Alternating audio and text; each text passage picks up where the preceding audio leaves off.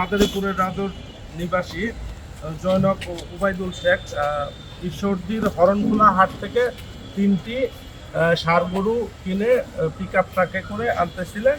এটা আমাদের তার ভাষ্য অনুযায়ী আমাদের এইখানে যে ইয়ে আছে প্রাণী সম্পদ গবেষণা ইনস্টিটিউট তার সামনে ঢাকা ফরিদপুর হাইওয়ের সামনে থেকে একটা পিক আপ চাপ দিয়ে অন্য একটা পিক আপ দিয়ে এটা ডাকাতি করে নিয়ে যায়।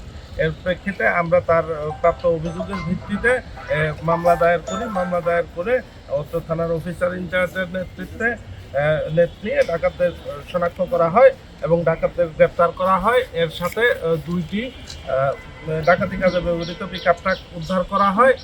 3টি গরুর মধ্যে একটি গরু জীবিত অবস্থায় উদ্ধার করা হয়। আর কিছু মাংস উদ্ধার করা হয়, যেটা ওই গরু যে ক্রয় করেছিল তার স্বীকারোক্তি অনুযায়ী এটা এই ডাকাতি করা গরুর মাংস, এবং আরেকটি গরুর কোনো অস্তিত্ব পাওয়া যায়নি, সেটা তার ভাষ্য অনুযায়ী বিক্রি করে দিয়েছে। বিক্রি বলতে মাংস বিক্রি করে দিয়েছে। সেটার প্রেক্ষিতে সেই যে গরু ক্রয় করেছিল তার কাছ থেকে তাকেও গ্রেপ্তার করা হয়েছে। এর সাথে আরো যারা যারা জড়িত আছে আমরা এখনো গ্রেপ্তারের চেষ্টা করছি।